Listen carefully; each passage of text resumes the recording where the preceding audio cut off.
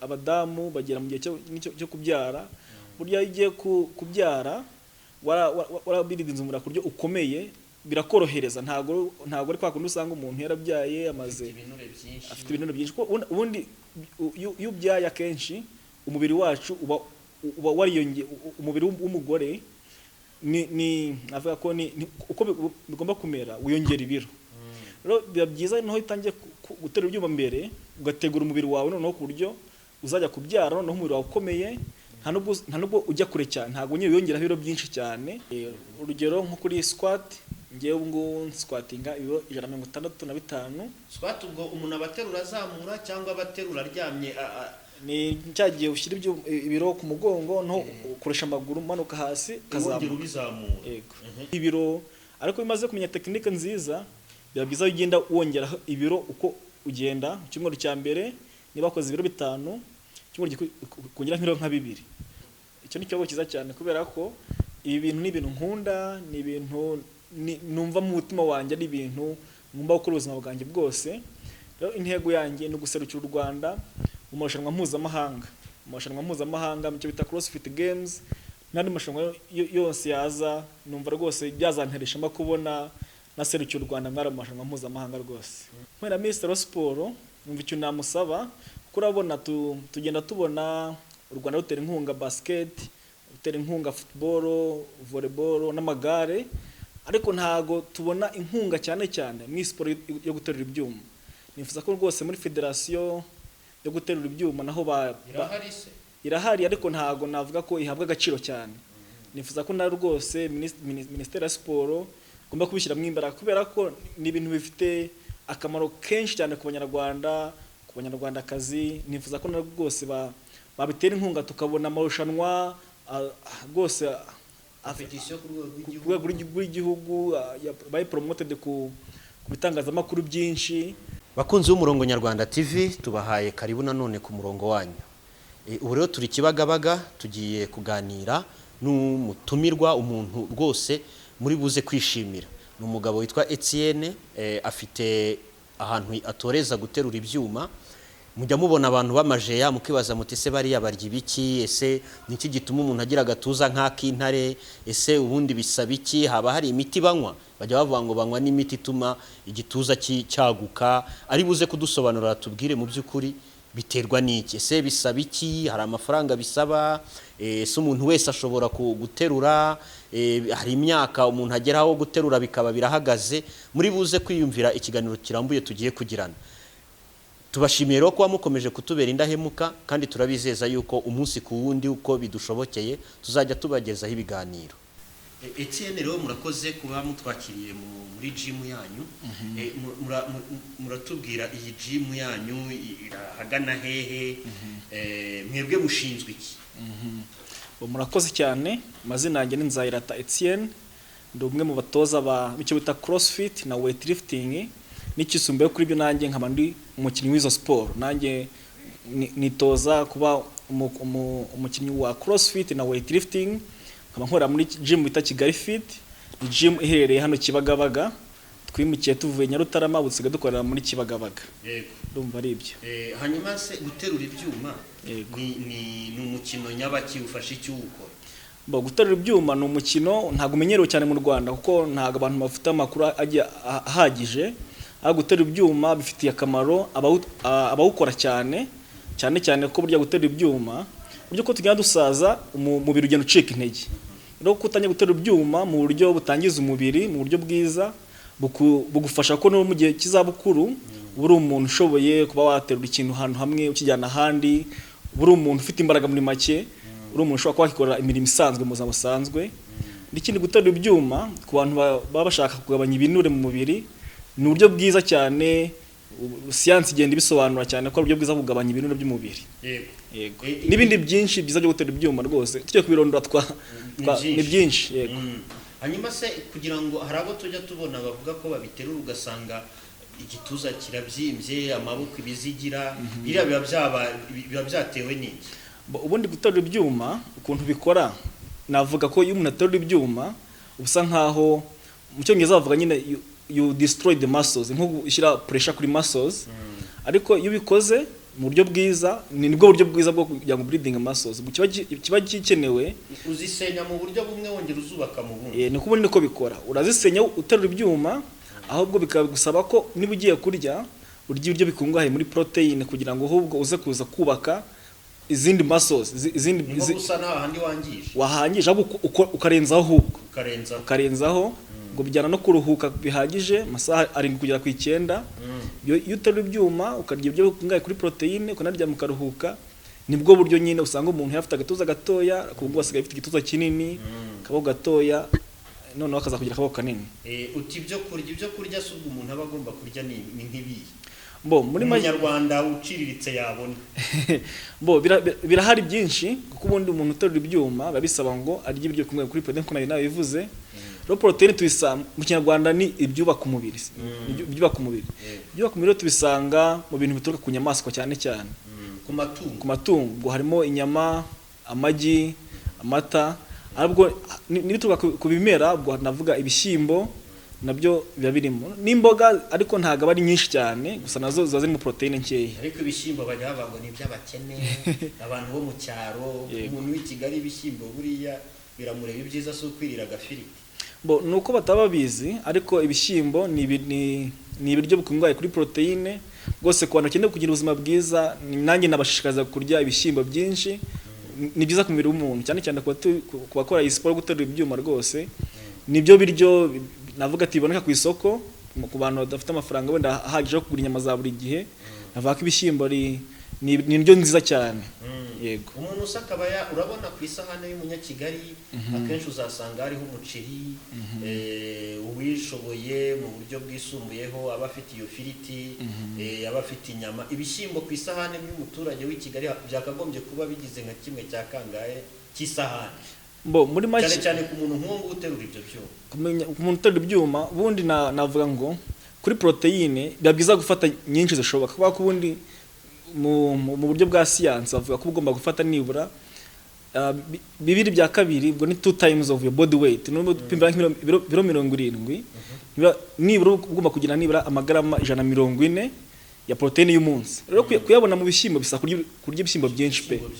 Niba ari nk'ibyo kurya byo kumanywa nava nka 1/2, byabiza aramutse wateguye kurya ibishyimbo kushyiraho nka 1/2, ahandi wenda ugashyiraho za mboga kandi imboga uko zitandukana amabara niko ziba zikungahaye burya ku ntungamubiri. Navuga karoti niba ari orange, ukaza gushyiraho iz'icyatsi harimo nka broccoli, nk'imiteja, uko zitandukana amabara niko zigira intungamubiri zitandukanye. Ku kijyanye amagi naho ni meza cyane. Urumva nko mu gitondo cyane navuga ko ku muntu ukeneye kugira ubuzima bwiza, cyane cyane abaterura ibyuma, amagi nabashikaza kuyafata 3 barahagije burya. Buri gitondo se cyangwa nka rimwe mu minsi ibi? Buri gitondo burya biba bisa guhozaho. Reka buri gitondo amagi 3. Yego, ariko nabwo byose bigendana no ku mubiri wabungana. Ntago nahita nkubwira ngo namajya ngahe, gusa biba byiza wegereye nk'umutoza usanzwe abisobanukiwe, kareba ingano yawe, kareba ibiro ufite, abo yakugenera nyirizina amagi ugomba gufata. Ariko ubundi amagi ni meza cyane ku buzima bw'umuntu. Tukiri kuri aho se hari ikintu hari ukomoje utumutoza cyangwa se undi muntu akakugira inama y'ibyo warya? Ni ubundi nk'umuntu ufite 1.60 m yaterura nk'ibiro agiye gutangira, birumvikana yuko umutangizi atari kimwe n'umenyereye, yatangira nko ku biro bingahe we nk'umutoza? Bagiye nk'umutoza burya ikintu tuba twibandaho cyane ni safety mu Kinyarwanda. Navuga ko kwirinda ko ibintu bigira ingaruka. Yego, akenshi rero gitangira intego yawe nyamukuru ni ukubanza kwiga tekinike. Rero iyo ugitangira navuga ngo hano muri gym tugira icyo bita PVC ni ngiyi. Urabona ino PVC nta kintu ipima. Biba byiza utangiye kwiga guterura ibyuma ugahera ku bintu bidapima nyine ibiro byinshi, abo ukabanza ukiga ese ino muvoma ikorwa gute. Iyo umaze kuyimenya nibwo utangira gushyiraho ibyuma, noneho ugatangira guterura bikeya. Ariko nkuko nabivuze biba byiza ufite umukoci ugufasha, ugatangira mbe navuga ngo ukwezi kwa mbere ubundi aba ari kubanza kwiga tekinike. Wabarangiza ukwezi kwa mbere nibwo utangira gutekereza gushyiraho ibiro. Ariko bimaze kumenya tekinike nziza, biba byiza ugenda wongera ibiro uko ugenda. Mu cyumweru cya mbere niba wakoze ibiro 5, kongera nk'ibiro nka 2 burya niko nyine building muscles bisaba ngo ariko birababaza yego nibwo buryo bwonyine irababara pe yego nibwo buryo bwonyine umubiri nyine ukura muri make urawubabaza ariko yurya bya bindi kwa turi kuvuga ukanaruhuka nibwo buryo bwiza bwo gutuma nyine umubiri uza kuza kwiyubaka aho bukaza kongeraho izindi tissues nyine zituma umuntu aza kuba munini yego ariko nkuko nabivuze bimaze kumenya technique nziza isaba no kutangira kongera ibiro burya yuguma ku biro bimwe ntago umubiri wawe uza kuza gukura ibiro wateruraga bisango icyumwe kizakurikiraho wongereho mpaka nyine wongeraho kwa bivuze nyine birababaza ariko nibwo buryo bwonyine kugira ngo umubiri wawe uzakure nyine ube munini bari yo ntego yawe yego ku kijyanye n'abakobwa abenshi tubona n'abasore n'abagabo baterura abakobwa nabo bashobora kuza gukora heavy lifting cyane rwose noneho byo bika umwihariko kuko birabafasha mu bintu byinshi abadamu bagera mu gihe cyo kubyara burya igiye kubyara warabiridinze umura kuryo ukomeye birakorohereza ntago ari kwa kundi usanga umuntu yarabyaye amaze afite ibinure byinshi ubundi iyo ubyaye akenshi umubiri wacu uba wariyonge umubiri w'umugore ni navuga ko ni uko bigomba kumera wiyongera ibiro rero biba byiza noneho itangiye guterura ibyuma mbere ugategura umubiri wawe noneho ku buryo uzajya kubyara noneho umubiri wawe ukomeye nta nubwo ujya kure cyane ntago nyine wiyongeraho ibiro byinshi cyane kandi bari byiza ko iyo umaze kubyara kongera kubiruzinga biroroha cyane ntago buri kimwe n'umutangire kuri zero rero navuga ko guterura ibyuma ku bagore ni byiza turabashishikariza kandi hano muri Kigali Fit rwose umugore ushaka guterura ibyuma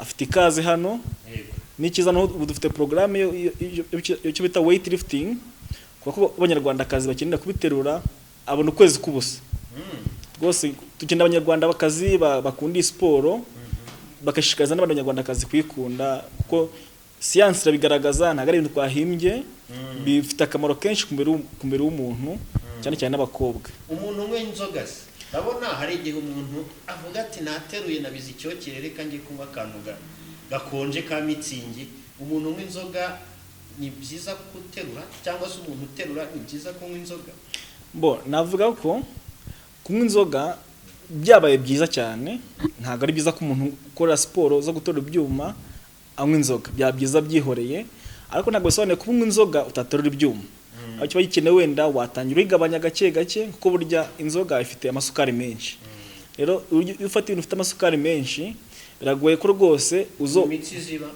ahubwo icyo byangiza uzana ibinure byinshi kandi kugira ibinure byinshi biragoye nyine ko wazana za muscles rero navuga ko niba uterura ibyuma wagabanya byaba byiza kurushaho wayihorera ahubwo ugatangira kurya ibiryo byiza bidakungahaye ku masukari menshi yego hanyuma ni iyihe myaka myiza umuntu yatangiriraho guterura ibintu biremereye ndavuga ese abana cyase se ndabita abana ingimbi n'abangavu ku myaka 18 19 baterura cyangwa birasaba ngo byibura ugiye guterura ahere nko ku myaka nka 25 umubiri umaze gukomera hari imyaka runaka umuntu aba yatangiriraho yego tudagenda burya n'ibintu tuba dukora hano babisaba ko ugendera kuri research ukagenda kuri science igaragaza ko rwose guterura ibyuma ukiri mutoya bifite akamaro kenshi cyane abantu benshi bavuga ko guterura ibyuma ukiri muto ntago wamuremure barakugwingiza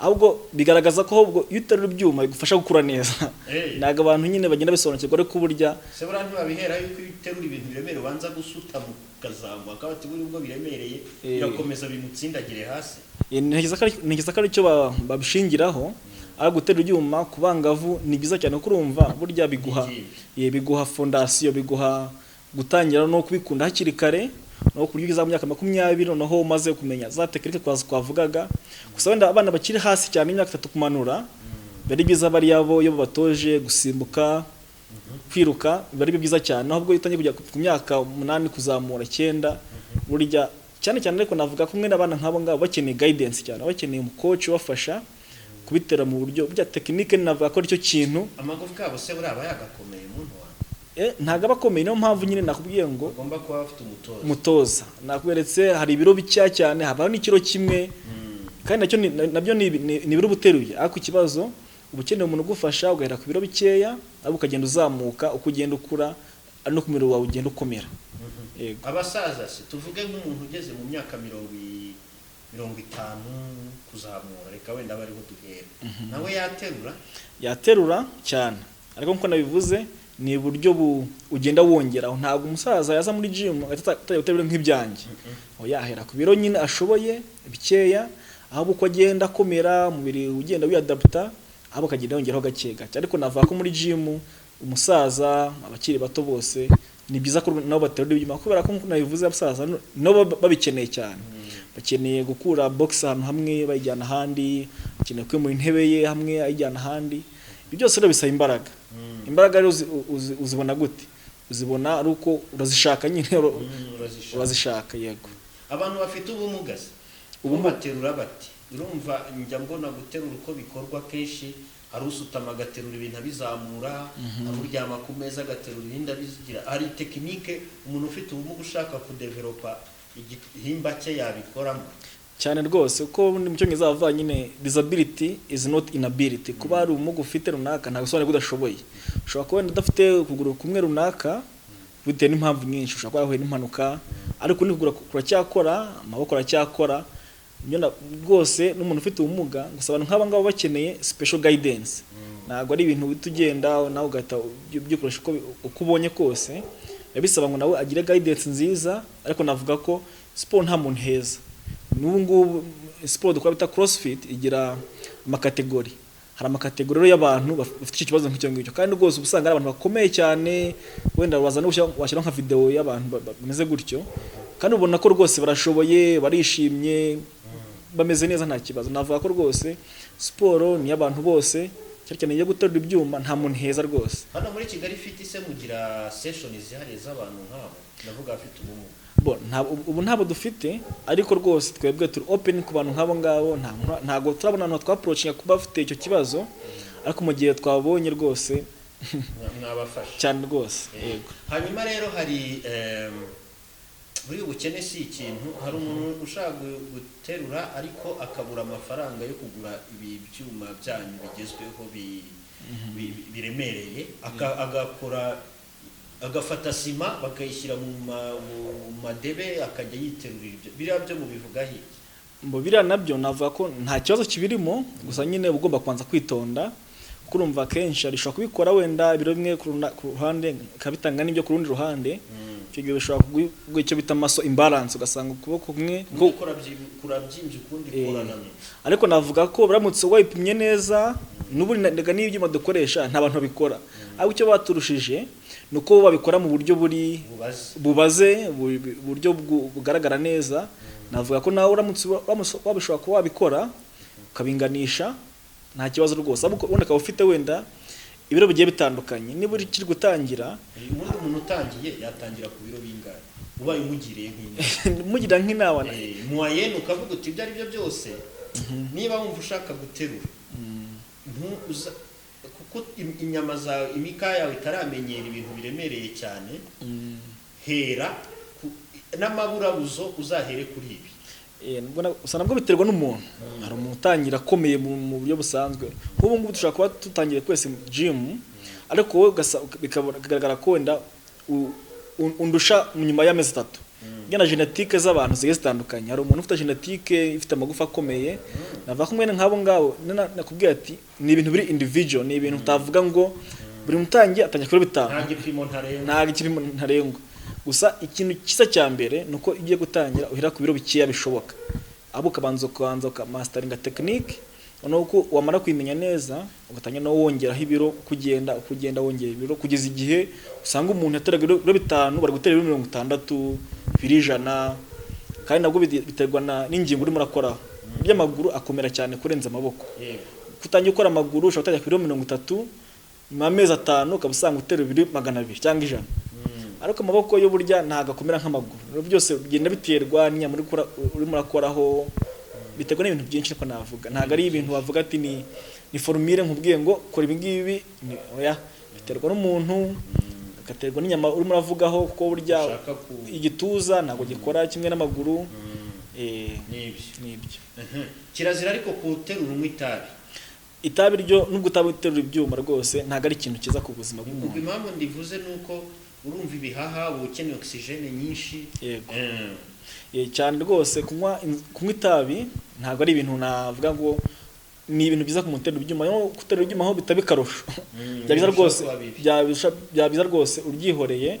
Cyane ko n'uterura ibyuma itabi rifite ibi byinshi cyane kurusha ibyiza byabyo. Navuga ko rwose si ikintu kuba dushishikariza abantu kuba banywa. None akarusho kubuterura ibyuma rwose nk'uko bivuze munakeneye ko umutima utera neza, bifata umwuka mwiza. Unywa itabi bishobora kuba byangamira izo process. Yego. Rero ntago ari ikintu wagiraho abantu inama. Oya rwose. Hanyuma se twigarukire kuri Etienne nyirizina. Yego. Watangiye ute guterura byaje bite? Bitekerereza abantu. Natangiye guterura guhera nkiriga muri segonderi, gusa natangiye nanye nkora mwavugaga dukora ibyuma mu isima tugaterura, ariko urumva icyo gihe ntago kwa dufite abakoci. Nakoraga nyine n'icyo bita bare muri segonderi, namwe mishobora cyane. Yego. Kugeza igihe natangiye kwiga muri kaminuza, mbona ntangiye muri 2020. Niho nabonye umuntu wazanye Kigali Fit yaturutse mu Buholandi. Ishakaga abanyarwandakazi nyine bakunda ino siporo, abo akabigisha no siporo bita CrossFit. Ese CrossFit ko wayivuze kenshi ni ikintu nyabaki? CrossFit ni siporo ntago imenyerewe hano mu Rwanda cyane, ariko ni siporo ihuza cyo bita weightlifting, powerlifting na cardio, kabihuriza hamwe. Ariko ubundi intego nyamukuru ya CrossFit ni gutuma abantu baba fit. Ugasanga umuntu ntago ari umuntu uzi guterura ibyuma gusa, ahubwo ukaba uterura ibyuma ushobora no kuba wakirukanka. Ukaba wakirukanka ariko nabwo ushoboye gukora icyo bita gymnastics, wakora pompage, wakora pull ups. Rero CrossFit ni siporo nziza cyane ituma umuntu aba ari cyo ngiza byita to be a well rounded person. Ukaba ari umuntu ushoboye kwakora ibintu byinshi icyarimwe. Rero ubwo muri 2021 nibwo nanjye natangiye iyo training ya CrossFit hano mu Rwanda. Twayikoze bigira amezi 6. Tumaze kuyikora nibwo bahise baduha nyine stage yo gutangira kwitoza. Nyuma yaho va muri 2022 nanjye nahise mba umucoach wa CrossFit, nanjye guterura ibyuma nyine na weightlifting. Ari nabwo nanjye nayikoraga cyane, nagiye njya mu competition menshi nagiye nyatsinda. Ariko bita CrossFit nayo igira ama competition na twagiye tuyajyamo menshi cyane. Mbega kuva na 2021 niho natangiye ibintu byo guterura ibyuma ku buryo buri in a professional way. Ariko kuva na mbere nabiteruraga, ariko ntago byari ibintu wavuga ko ari ibintu bigutunze. Yego. Ariko se koko biragutunze? Nta kindi kintu nkora. Nta kindi kintu nkora, ni umutoza w'ibi bintu kandi mbabona nta kibazo. Abantu benshi nyine batekereza ko wenda ku umuntu yaterura ibyuma atoza ibi bintu ari ibintu bidafite icyo byakugezaho, ariko ubundi abantu babisobanukiwe nabo barabyishyurira, ntago nyine nabo babaza agaciro kabyo. Ubundi se umuntu uje hano muri Kigali Fit kugira ngo umutoze, yego, ubwo urahita uboneraho nyine no kubwira abakunzi b'umurongo Nyarwanda TV service mutanga, yishyura te bimeze biti? Tugira ama programme menshi, hari icyo bita group training aho tukura mu matsinda y'abantu batarengeje 8. Tugira icyo bita personal training aho uza ukeneye ibintu by'umwihariko, ukaba ukeneye umucoach umwe ugukurikirana ibintu byose. Rero navuga ati nko matsinda y'abantu batarengeje 8 umwishyura $100 ku muntu umwe mu gihe cy'ukwezi. Ariko ubwo ni 140 by'amanyarwanda. Yego, hafi aho. Ariko muri amafaranga wishyura uba ufite umucoach buri class yose, hari umucoach bafasha. Dufite abandi bacoach benshi babyize babisobanukiwe, bakabafasha kuva isaha imwe irangira kugeza itangira kugeza isaha irangiye. Buri class birangira mu gihe cy'isaha. Yego. Aho ngaho ni kuri group. Naho individual ho na buryo bubiri bishaka kubukoramo. Uramutse yuje hano tukagoreza umucoach abayishyura $300 muri 300. Yego. Urumwe. Ariko tugira ibintu byinshi, ushaka kuza usaba nk'amezi 3, icyo gihe nyine nawe tugushyiramo discount navuga ko ubundi kuba wishyuriye icyarimwe uba wishyura icyarimwe, navuga ko ubundi uramutse uri umuntu ubikeneye bizuje ahangaha tukaganira, dutanga free session y'ubusa umunsi wa mbere ukabaza nawe ukareba se ubundi ibi bintu bitandukaniye n'ibyo nasanzwe mbona mu yandi majimu, ndabona ari ibintu bizamfasha, ibintu dutanganganye ni ibintu biri legit, ni ibintu bifasha, twabonye abantu benshi byagiye bifasha. Rero nta kibazo cyabyo tuba dufite, uraza ahangaha tuganira intego zawe, icyo bita consultation, yamara kurangira tukagwa session yo gutrayinga ukagerageza wahitamo noneho bite kuzajya ukora n'igihe cyawe n'igiciro wumva washobora. Yego. Ubu ngubu niwe munyarwanda twavuga uterura ibintu biremereye kurusha abandi.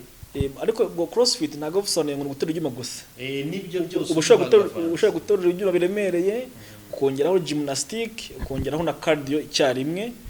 Unavuga ko muri iyo sport ya CrossFit uno mwaka ni ngewe munyarwanda nyine wari uri hejuru y'abandi bose. Yego. N'uwashize.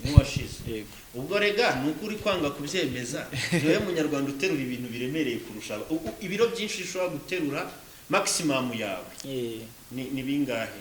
Bo biterwa na muvoma, wenda ejo twakoze ya powerlifting. Uri buze kutwereka kuri video izo muvoma uko zikorwa.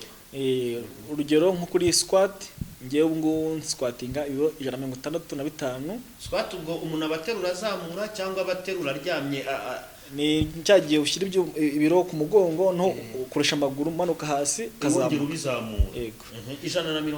165 ahubwo ababara inshuro imwe gusa. Ushobora kuzamura inshuro zingahe? Nyine ubundi iyo babaranye urutaruro byinshi akenshi ubundi bavuganye n'icyo bita 1 rep max. Ni ibiro waterura inshuro imwe gusa. Nubundi akenshi nijyo bagenderaho. Bari ibiro waterura akenshi inshuro imwe gusa. Ndongeye kuri squat nkoresha 165, icyo bita deadlift ibiro babiri hasi ukabizamura. Nkora 215. Icyo bita bench press na nkora nk'ijana bench ubwo ni njyandi uryamye nuka ukajya ukurura urabipushing urabizamura biri hasi ukabizamura ukateba bingahe 110. Ariko urumva iyo ngiyo nijyo bita powerlifting, ariko icyo bita weightlifting naho ubwo ni ibintu biri technical ku buryo umuntu utabikurikirana cyane atahita byumva cyane, umuntu ashaka kubyinjiramo cyane bikaba bita atahita byumva. Yego. Hanyuma se iyo ureba ino siporo yawe ukareba aho ihagaze kugeza ubu mu Rwanda, ubona hari intambwe imaze gutera ukavuga uti kurikije uko natangiye mbona ku ishuri duterura amasima, ndabikurikirana nziranye n'abandi baterura, ubona ari siporo igeze ku rwego wakangurira n'urundi rubyiruko gukina? Cyane rwose kubera ko nk'ubu ngubu dutangira muri 21 gym ya CrossFit yonyine yari Kigali Fit. Ariko ubu ngubu yazanye CrossFit abita Soho nabo bazanye CrossFit. Rero mbona ko ni ibintu abantu bagenda bitabira, abantu ubona ko barabona ko bifitemo opportunities nyinshi. Rero navuga ko nk'umwana uri kubona ino video umva ushaka kuzamura kariyeri akunda ibi bintu, navuga ko nk'ubu ikindi gihe cyiza ubundi babyiza iyo utangiye ikintu ahantu ubona biri kuzamuka. Rero ngiye ko mbibona ko mu myaka 2 iri imbere rwose tubona abanyarwanda benshi baterura ibyuma ku rwego mpuzamahanga, bajya hanze gukompeta hanze mu marushanwa agiye atandukanye.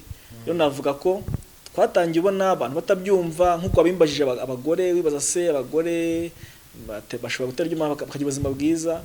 Ariko ubu ngubu ndagira nkubwira ko ejo bundi twakoze competition, participation nyinshi b'abanyarwandakazi.